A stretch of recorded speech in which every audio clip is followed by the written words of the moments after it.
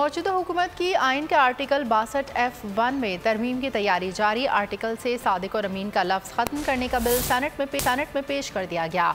Bill में कहा गया है कि सादिक और अमीन की जगह रास्तगो और वफा शुआर के अल्फाज लिखे जाएं। आइनी तरमीमी बिल 2022 पीपल्स पार्टी की सेनेटर पलोशा खान ने पेश किया। हुकूमती रुकन का मौक़िफ़ है कि अमीन का लफ्ज़ नबी करीम सल्लल्लाहु अलैहि वसल्लम के लिए इस्तेमाल होता है। इसको अरकान असम्बली की अहलियत जांचने के लिए इस्तेमाल नहीं होना चाहिए। बहस के लिए हुकूमती बिल को मुतालिका कमेटी के सुपुर्द कर दिया गया। कमेटी का कहना है सियासी जमातों के दरमियान अफ़ाम तफ़हीम पैदा करने के लिए कोशिश की जाए। सुप्रीम कोर्ट ने साबिक़ वज़ीर आज़म नवाज शरीफ और तहरीक इंसाफ के रहनुमा जहांगीर तरीन को आर्टिकल 62(1)F के तहत नाअहल करार दिया था।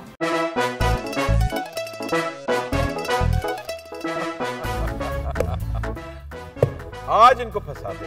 बताओ ऑक्सीजन का क्या फॉर्मूला है? O2। इंसानी आंख कितने मेगापिक्सल है? 576 मेगापिक्सल।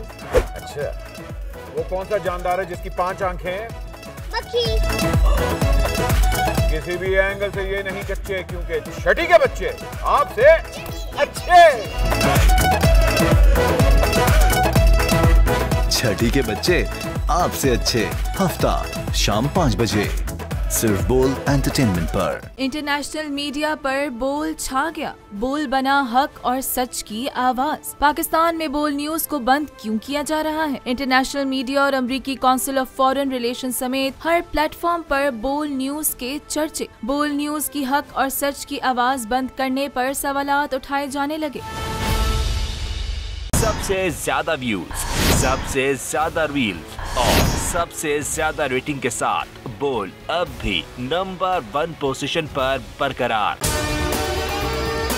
और अगर आपको हमारी ये वीडियो पसंद आई है तो लाइक पर क्लिक कीजिए। सब्सक्राइब करें और बेल दबाएं ताकि कोई खबर रह न जाए।